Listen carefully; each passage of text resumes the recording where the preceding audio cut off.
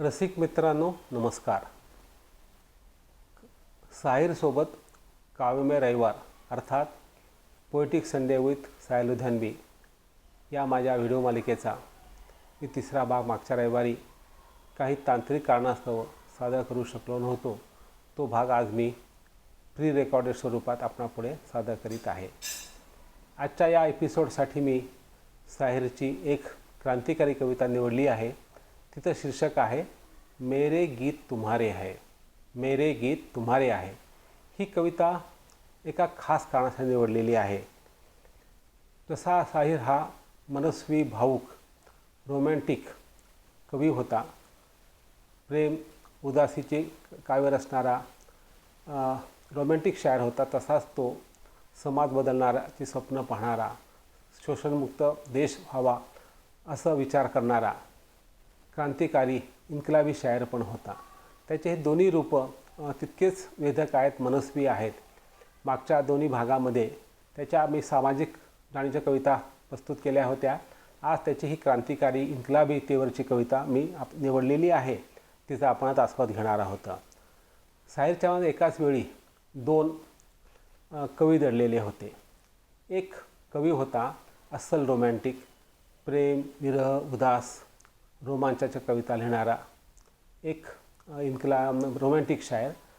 त्याचवेळी हा समाज बदलावा, या समाजामध्ये जे शोषण चाललेलं आहे गरिबांचं ते कमी व्हावं आणि समतेचा स्वर्ग या देशामध्ये साकार व्हावा आणि त्यासाठी क्रांती व्हावी असं स्वप्न पाहणारा, त्यासाठी लेखणी झिजवणारा एक इन्कलाबी तेवरता शायर देखील त्याच्यामध्ये दडलेला होता.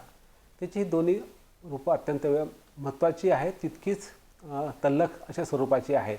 आज ही जी कविता मी निवडलेली आहे मेरे गीत तुम्हारे आहे, ही एका अर्थानं क्रांतिकारी कविता आहे. तो ज्या चळवळीचा म्हणजे प्रगतिशील एक चळवळीचा प्रॉडक्ट होता, जे तत्त्वज्ञान तो आपल्या शायरीमधून साकार करत होता, त्या तत्त्वज्ञानाचं हे प्रकारचं नॅशनल अँथेम आहे असं म्हणलं पाहिजे, म्हणजे राष्ट्रगीत समाजगीत असं म्हणलं पाहिजे. त्यानं ही कविता त्याच्या कॉलेज जीवनात लिहिली होती. त्याचा कॉलेज जीवनाचा कालखंड हा 5 वर्षाचा होता, 1937 to 42 ह्या काळातला. या काळात त्यानं एकीकडे मनापासून प्रेम केलं, त्यात अपयश त्याला मिळालं आणि त्यावर त्यानं अनेक उत्तम कविता लिहिल्या. त्याचवेळी त्यानं अक्षरशः विद्यार्थी दशेमध्ये समाजवादी काम करत, कामगार चळवळी करीत तो कालखंड गाजवला होता. त्याच्या ह्या दोन्ही गोष्टीचं वर्णन त्यानं एका कवितेमध्ये केलेलं आहे. त्याच्या 2 ओळी अशा आहेत. त्यातून आपल्याला त्याच्या कॉलेज जीवनाचं त्यानं जे काही केलं असेल, त्या काळात त्यानं जे काही काम केलं असेल ते आपल्याला त्याचं दर्शन घडतं. त्या कवितेच्या ओळी अशा आहेत. गाये है इस फज़ा में, गाये है इस फज़ा में वफ़ाओं के राग भी. गाये है इस फज़ा में वफ़ाओं के राग भी, नगमाते आतशी से बखेरी है आग भी. नगमाते आतशी से बखेरी है आग भी. अर्थात या वातावरणात आम्ही निष्ठेची गीतं गायली आहेत. या वातावरणात म्हणजे कॉलेजच्या जीवनात आम्ही निष्ठेची गीतं गायलेली आहेत. तसेच काव्यरूपी आतषबाजीने आग पण विखुरली आहे. एकीकडे प्रेम तर दुसरीकडे क्रांतिरूपी ज्वाला असं साहिरचं काव्यात्मक चरित्र कॉलेज जीवनाचं घडत होतं. मित्रांनो, हा कालखंड भारताच्या स्वातंत्र्य चळवळीचा होता, तसाच तो कम्युनिस्ट प्रणित कामगार चळवळीचा पण होता. काही वर्षापूर्वी म्हणजे 1917 साली सोव्हिएत युनियनमध्ये कामगार क्रांती झाली, बोल्शेविक क्रांती झाली आणि तिथं कामगारांचं राज्य प्रस्थापित झालं आणि कामगार राज्य म्हणजे समतेचा स्वर्ग आहे असं जगभरचे लोक मानत होते. त्याला भारतीय अपवाद नव्हता. भारताचे काँग्रेसचे नेमस्वादी नेते पंडित नेहरू पण त्यापासून मुक्त नव्हते. त्यांच्या मनावर देखील त्याची खूप मोहिनी पडली होती. असं हे कामगार मुक्तीचं, कामगार चळवळीचं वातावरण होतं. त्याचा प्रभाव भारतामध्ये पडणं साहजिक होतं.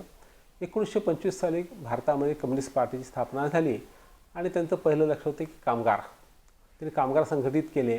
ज्या मोठ्या शहरामध्ये ब्रिटिशांनी कापड गिरण्या किंवा अन्य कारखाने सुरू केले होते, उदाहरणार्थ मुंबई, कलकत्ता, मद्रास, लुधियाना, कानपूर, अलाहाबाद, अहमदाबाद येथे कामगार वर्ग मोठा प्रमाणात निर्माण झाला होता. त्यांच्यामध्ये त्यांनी संघटना बांधायला सुरू केली.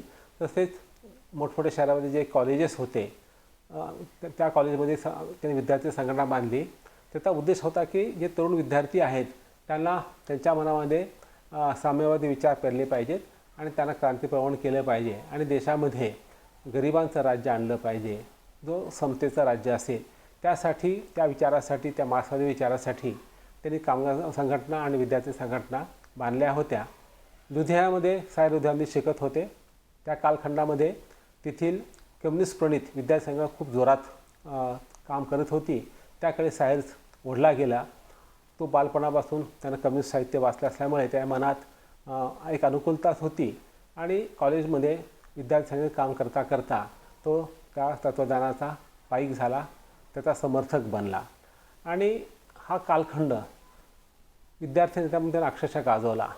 एकीकडे त्याच्या जीवनात त्या काळामध्ये 2 प्रेम प्रकरणं घडत होती. त्यानं प्रेम केलं, प्रेमात त्याला अपयशही आलं, परंतु त्या अपयशानं खचून न जाता त्यानं काही नितांत सुंदर अशी रोमॅन्टिक गीतं लिहिली. त्यातून बाहेर आला. त्याचवेळी तो विद्यार्थी संघटनेत काम करत होता. पहिल्या वर्षी तो संघटनेत सामील झाला. दुसऱ्या वर्षी त्याला सचिव केलं त्याचं गुण पाहून आणि तिसऱ्या वर्षी तो अध्यक्ष निवडला गेला. हे 3 वर्ष कॉलेज त्यानं अक्षरशः गाजवली होती. विद्यार्थी संघटनेत काम करणं आणि त्याचबरोबर शहरामध्ये आणि आसपासच्या परिसरामध्ये ज्या कामगारांच्या संघटना होत्या त्यात तो काम करत होता. कामगार सभा जेव्हा व्हायच्या, त्यांचे अधिवेशन व्हायची, तेव्हा तिथं साहेर जायचा आणि आपल्या कवितेनं लोकांचं मन जिंकायचा आणि त्यामुळे या कविता अत्यंत सुबोध, कामगाराला अपील करणाऱ्या आणि क्रांतिकारी विचार करणाऱ्या होत्या. आणि अशीच ही कविता आहे, मेरे गीत तुम्हारे आहे.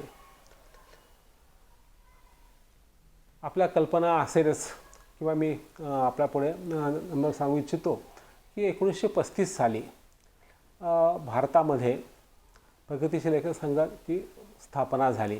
तिचे संस्थापक सचिव होते सज्जाद जहीर आणि या संघटनेचा तत्त्वज्ञानाचा आणि कला विचाराचा साहित्यिकांना प्रचार व्हावा, देशभर तिथं नाव जावं यासाठी 1936 साली एक भव्य असं अखिल भारतीय स्वरूपाचं प्रगतिशील लेखक चळवळीचं अधिवेशन सज्जाद जहीरनं लखनौ येथे आयोजित केलं.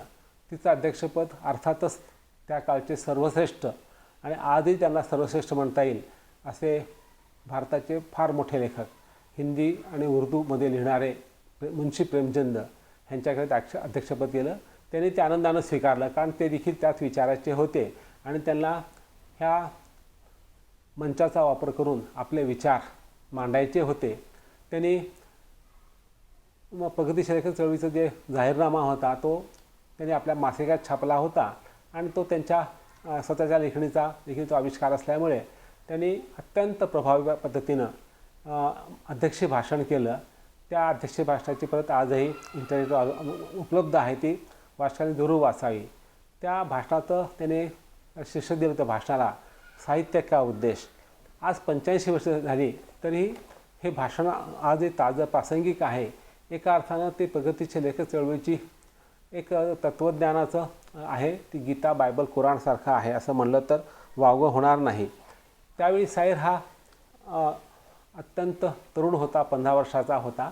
तो काही अधिवेशनात जाऊ शकला नाही, परंतु ते भाषण वृत्तपत्राद्वारे आणि पुस्तकाद्वारे त्याच्यापर्यंत पोचलं आणि त्याने वाचल्यानंतर तो प्रभावित झाला आणि त्याच्या मनात ज्या कल्पना होत्या साहित्याबद्दलच्या, कलेबद्दलच्या, त्या कल्पना एक प्रकारचं मूर्तरूप मिळालं आणि त्याचं तत्त्वज्ञान त्याला गवसलं आणि तो प्रभावित झाला. आणि खऱ्या अर्थानं त्या भाषणानंतर 36 सालानंतर साहेर हा प्रगतीच्या लेखक चळवळीशी जोडला गेला आणि तो पाहता पाहता पुढे 8-10 वर्षामध्ये या चळवळीचा एक बिन्नीचा शैलीदार एक मोठा कवी बनला. असं काय होतं प्रेमचंदच्या भाषणामध्ये की ज्यानं एक नाही, 2 नाही, 3 पिढ्या पुढील 30 ते 40 वर्ष गाजवल्या व त्यांच्या मार्फत प्रगतिशील लेखक चळवळीचं जे तत्त्वज्ञान होतं ते संबंध भारभर पसरलं आणि सर्व भाषेच्या लेखकांनी ते आत्मसात केलं. एका अर्थानं तोपर्यंत जे भारतात साहित्य लिहिलं जायचं रंजनवादी, अभिजानवादी, ते साहित्य एक प्रकारे संपुष्टात आलं आणि गरिबांचं आवाज बनणारं, गरिबांचे सुखदुःख मांडणारं आणि जीवनासाठी कला असते हे तत्त्वज्ञान मांडणारे साहित्य निर्माण सुरू झालं. एका अर्थानं अतिशय क्रांतिकारी अशी ही घटना होती भारतीय साहित्यामध्ये. आणि तिचे खऱ्या अर्थाने बेनजीर जे शेजार होते ते सर्व उर्दू शायर होते. फैज अहमद फैज असतील, मजरू सुलतानपुरी असतील, बजाज लखनवी असतील, कैफी आझमी असतील, अली सदा जाफरी असतील. त्याचबरोबर आपण नाव घेतलं पाहिजे सायलोध्वन्वी यांचं. सायलोध्वन्वी हा सर्वात ह्यांच्यापर्यंत लहान होता वयानं, परंतु त्याची कविता त्यांच्या इतकीच महत्त्वाची तोडीस तोड होती आणि तो अत्यंत लोकप्रिय असा कवी होता. असं म्हणलं जातं की मिर्झा गालिबनंतर सर्वाधिक लोकप्रिय कवी भारतात कोण असेल उर्दूमधला, तर तो सायलोध्वन्वी आहे. त्याच्या तलख्याच्या जवळपास 100 आवृत्त्या आजवर निघालेल्या आहेत. इतका तो लोकप्रिय कवी होता आणि त्याची प्रत्येक कविता ही तरुणांना अत्यंत आवडली आणि त्यांनी आत्मसात केली. आणि त्यातले जे क्रांतिकारी विचार होते ते तरुणापर्यंत पोचले. त्यातला सर्वात लक्षात आविष्कार आहे मेरे गीत तुम्हारे आहे. तर प्रेमचंदांनी आपल्या भाषणामध्ये जे सांगितलं होतं ते जर आपल्या सार रूपानं सांगितलं झालं तर ते असं म्हणाले होते की हमें खूबसूरती का मेयार बदलना है. आम्हाला प्रेमाची सौंदर्याची परिभाषा किंवा फुटपट्टी बदलली पाहिजे. तोवर जे साहित्य निर्माण होत आहे ते स्त्रीदेह केंद्रित, शृंगार प्रधान आणि रंजनवादी साहित्य आहे. त्यामध्ये गरिबांच्या सुखदुःखाला वाव नाही. हे साहित्य मला मंजूर नाही. आणि हाच जर साहित्याचा सौंदर्यबोध असेल, ॲस्थेटिक सेन्स असेल तर मला तो बदलायचा आहे.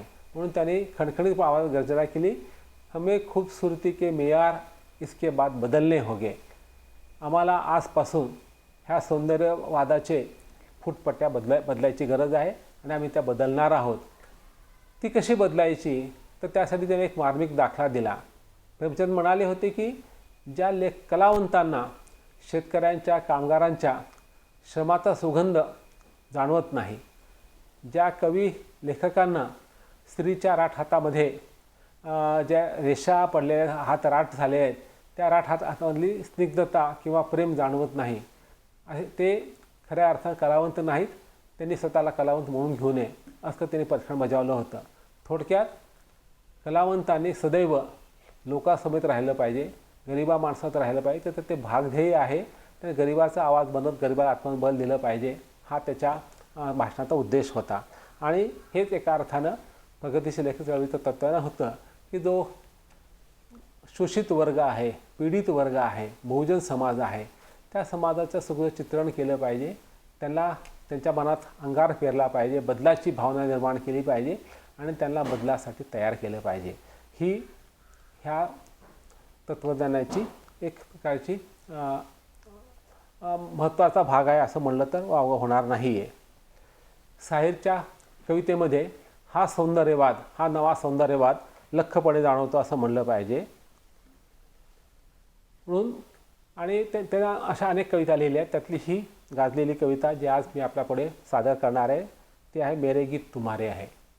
मित्रांनो, ही कविता 20 ओळीची 5 कडव्यांची आहे.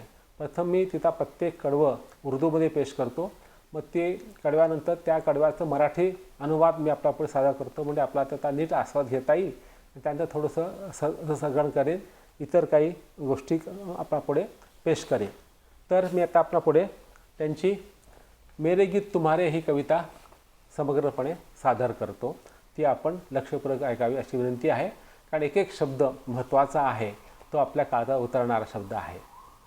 मेरे गीत तुम्हारे है, मेरे गीत तुम्हारे है, आज तक मेरे गीतों में, आज तक मेरे गीतों में उम्मीद भी थी पसपाई भी, उम्मीद भी थी पसपाई भी, मौत के कदमों की आहट भी, मौत के कदमों की आहट भी, जीवन की अंगड़ाई भी, मुस्तकबिल की किरणें भी थी, मुस्तकबिल की किरणें भी थी, हाल की बोझल जुल्मत भी, हाल की बोझल जुल्मत भी, तूफ़ानों का शोर भी था, तूफ़ानों का शोर भी था, और ख्वाबों की अंगड़ाई भी, और ख्वाबों की अंगड़ाई भी.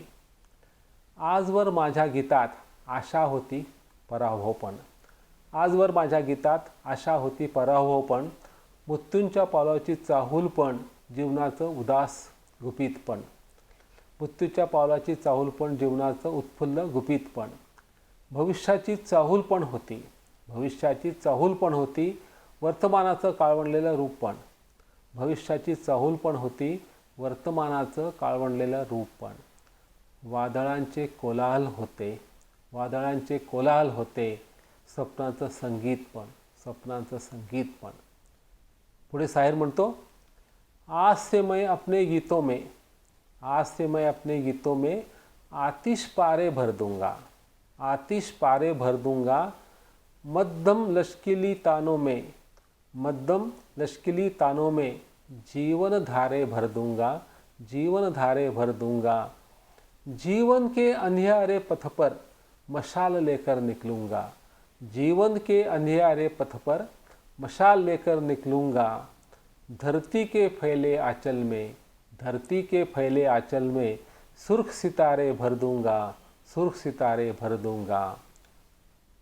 आजपासून माझ्या गीतात मी अंगार पेरेन, आजपासून माझ्या गीतात मी अंगार पेरेन। मृदू चालीच्या लकेरीमध्ये, मृदू चालींच्या लकेरीमध्ये वास्तवाचा प्रवाह आणेन, वास्तवाचा प्रवाह आणेन।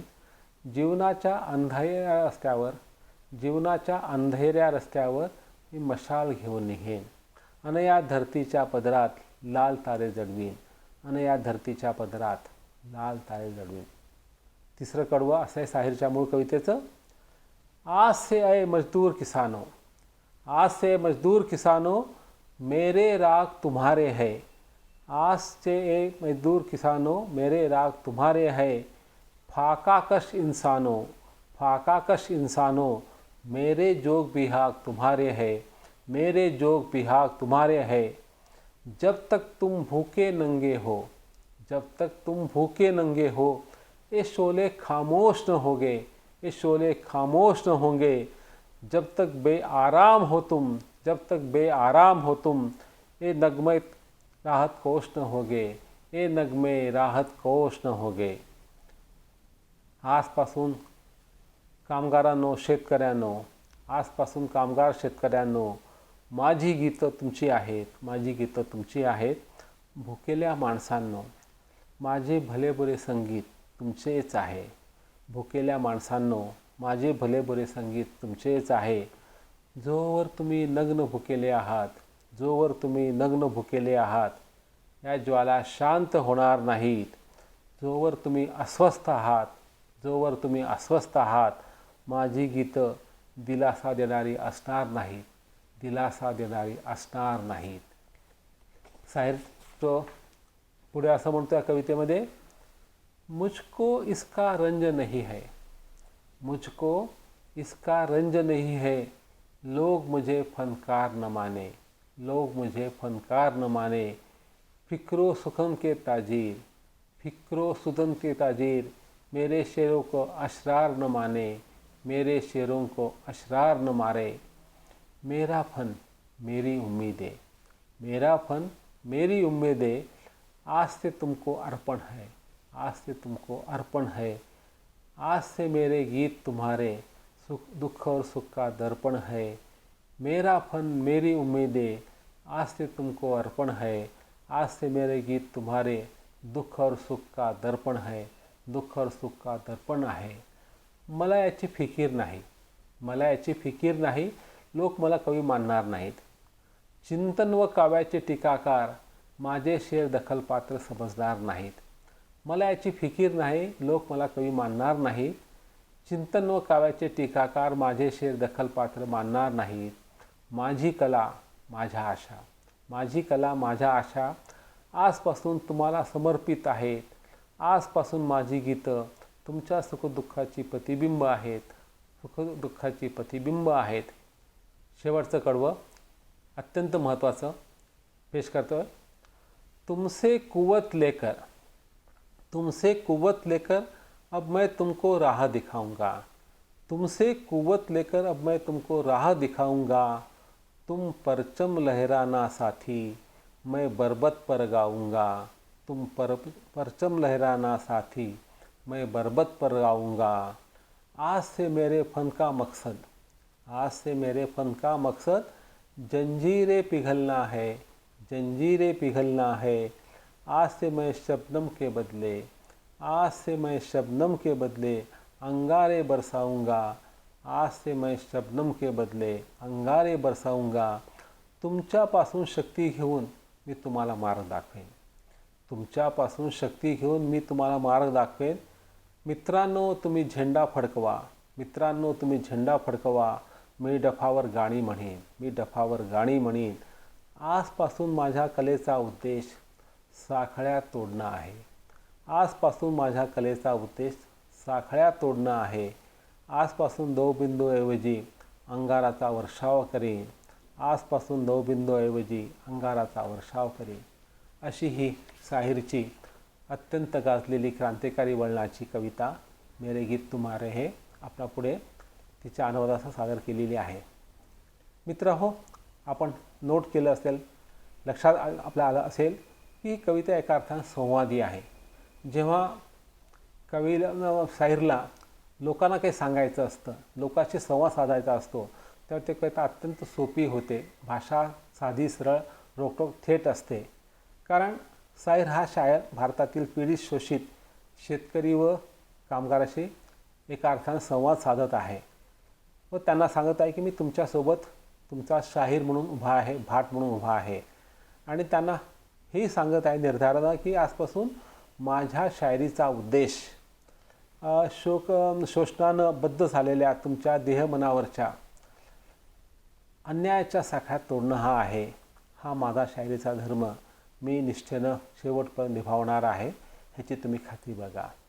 एक मोठा शायर जेव्हा गरीब वंचितांना मनापासून सांगतो की आजपासून माझी कला, माझी गीतं, माझ्या आशा मी तुम्हाला अर्पित केल्या आहेत व माझी गीतं तुमच्या सुखदुःखाची आरसा आहे, दर्पण आहेत, तेव्हा ती कविता गरिबांना, कामगारांना, शेतकऱ्यांना आपली वाटते आणि त्यांच्या मनात कवीचा जो अर्थ आहे, कवीला जे सांगायचं आहे ते उतरत जातं. ते विचार करू लागतात आणि विचार केल्यानंतर त्यांच्या मनामध्ये एक अंगार पेटतो अन्यायाविरुद्ध, शोषणाविरुद्ध, आणि ते क्रांतीप्रवण होतात आणि क्रांती घडवून आणण्यासाठी त्यांची मनोभूती तयार होते. खऱ्या अर्थानं क्रांतिकारी शायरीचा हाच तर धर्म आहे आणि हा धर्म मोठ्या ताकदीनं शाहीरनं निभावला आहे असं म्हणलं पाहिजे. मित्रांनो, हेच तर प्रगतिशील चळवळीचं तत्त्वज्ञान आहे. हेच तर शायर कलावंताचं कलेचं ध्येय आहे. बांधिलकी हा शब्द कलावाद्यांनी खूप त्याज्य, तिरस्काराने मानला होता. तो तसा शब्द नाही आहे. उलट साहित्य हे माणसाप्रती, त्याच्या दुःख, वेदना व शोषणाप्रती उदात्त मानववादी अर्थानं कमिटेड असलं पाहिजे. त्या अर्थानं बांधिलकी शब्द महत्त्वाचा आहे. मार्क्सवाद प्रणित पुरोगामी प्रगतिशील तत्त्वज्ञान मानणाऱ्या कलावंतांना उलट या मानवतावादी, कलावादी विचाराची व गरिबांचा आवाज बनत त्यांच्याशी एकरूप होणाऱ्या कमिटमेंटचा, बांधिलकीचा, सामिलकीचा अभिमान वाटला पाहिजे असं मला वाटतं. आणि त्यासाठी अभिजातवादी साहित्यानं जी सौंदर्यवादाची आणि कलावादाची परिभाषा केली आहे तिला त्यांनी पुनरुद्ध करून साहित्याचं पहिलं व अंतिम मूल्य केवळ रंजन आहे हे त्यांनी स्पष्टपणे नाकारलं होतं. शायरनं ते निर्भीडपणे नाकारत रोखठोकपणे सांगितलं आणि म्हणाला, ठणकावून तो समीक्षाना असं म्हणाला, मुझको इसका रंज नहीं है कि लोग मुझे फनकार न माने, फिक्रो सुखन के ताजीर मेरे शेरों को अशरार न माने. मला याची फिकीर नाही की लोक मला कलावंत मानणार नाहीत, चिंतन व काव्याचे टीकाकार माझे शेर दखलपात्र मानणार नाहीत.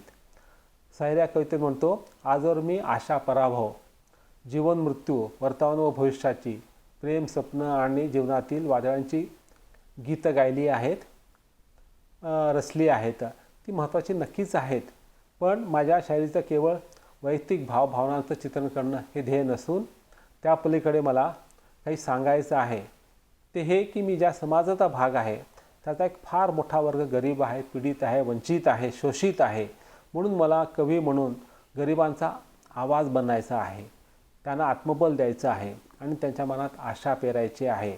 खऱ्या अर्थाने या विशाल गरीब मानव समूहास मला माझ्या काव्याद्वारे जोडून आपलंसं करायचं आहे. हेच माझं कलावंत म्हणून कर्तव्य आहे. तो माझ्या कलावंताचा जीवनधर्म आहे आणि तो धर्म मला पाळायचा आहे. हा एका अर्थानं मार्क्सवादी कलाविचार आहे. कलेसाठी कला, केवळ रंजनासाठी, विरंगुळ्यासाठी कला हा साहित्य विचार प्रगतिशील चळवळीनं पूर्णपणे नाकारला होता. आणि जीवनासाठी कला व वैयक्तिक जीवनासोबत समाज जीवनाचं चित्रण करणं आणि शोषणरूपी अन्यायरूपी कुरूपता कमी करत समतेचा सौंदर्य आणणं व बंधुतेचं सौंदर्य प्रस्थापित करणं हा नवा कलावाद, नवा सौंदर्यशास्त्र प्रगतिशील चळवळीनं मानलं होतं. आणि त्याचा ही कविता म्हणजे अत्यंत लखलखता आविष्कार होता. ही कविता जरी वाचली तरी प्रगतिशील चळवळी तत्त्वज्ञान काय आहे हे तुम्हाला कुणाला सांगता येईल. या नव्या मार्क्सवादी कला विचाराचा व समाज बदलण्यासाठी कला वापरली पाहिजे या क्रांतिकारी विचाराची ही कविता साहिरची म्हणून मला महत्त्वाची वाटते. ती एक तिची सर्वश्रेष्ठ कविता वाटते. किंवा भारतातील ज्या क्रांतिकारी कविता आहेत त्या कवितेमध्ये पहिल्या 5 कवितांची आपण निवड करायचा प्रयत्न केला तर त्यामध्ये ही कविता नक्की बसते.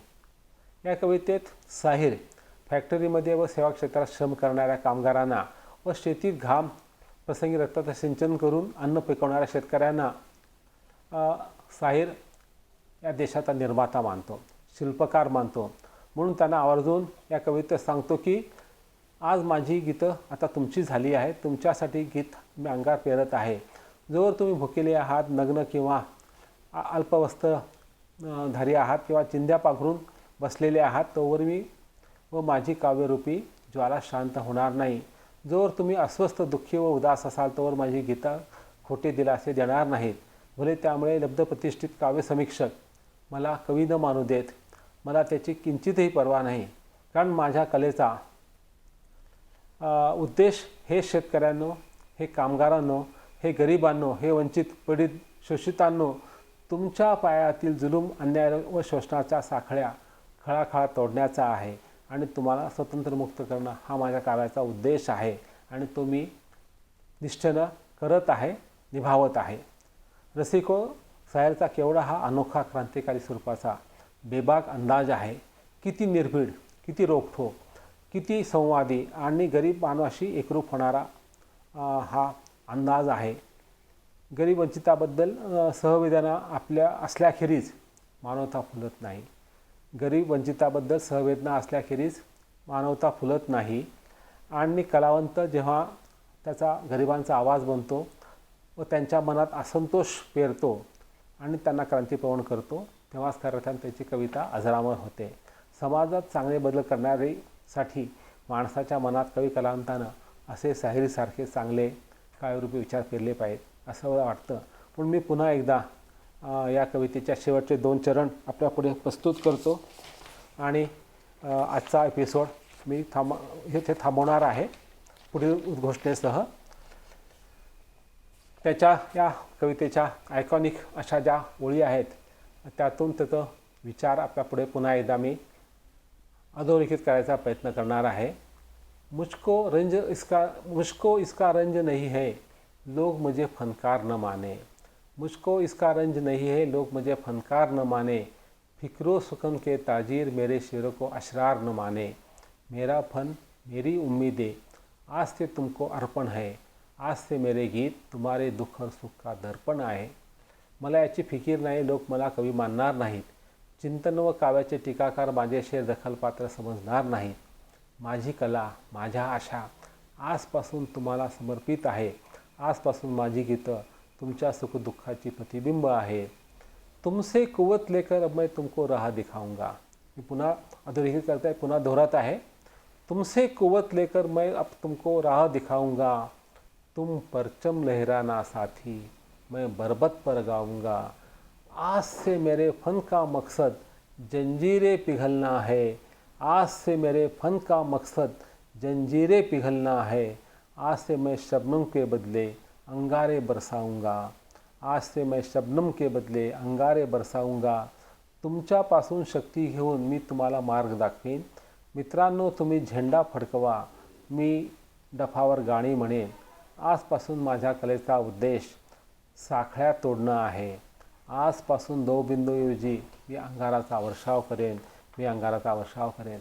मित्रांनो, आजचा एपिसोड मला इथंच थांबवायचा आहे. पण आपली रजा घेण्यापूर्वी पुढला एपिसोड पुढल्या रविवारी मी प्रस्तुत करणार आहे. त्याची तुम्हाला आगाऊ कल्पना नक्कीच देईन मी. आणि पुढल्या एपिसोडमध्ये मी एक वेगळ्या बाजाची अत्यंत रोमॅन्टिक कविता निवडलेली आहे. ते एका सिनेगीतात देखील आलेली आहे. त्याच्या 2 ओळी आपल्यापुढे मी सांगणार आहे, नवी गुणगुणणार आहे आणि आपल्याला घेणार आहे. तोवर आपण पुढल्या कवितेची वाट पहा.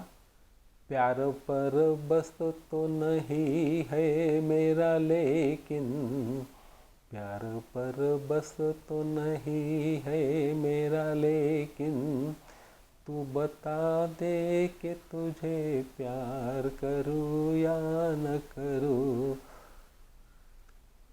ही कविता घेऊन मी आपल्यापुढे पुढल्या रविवारी येणार आहे. तोवर धन्यवाद.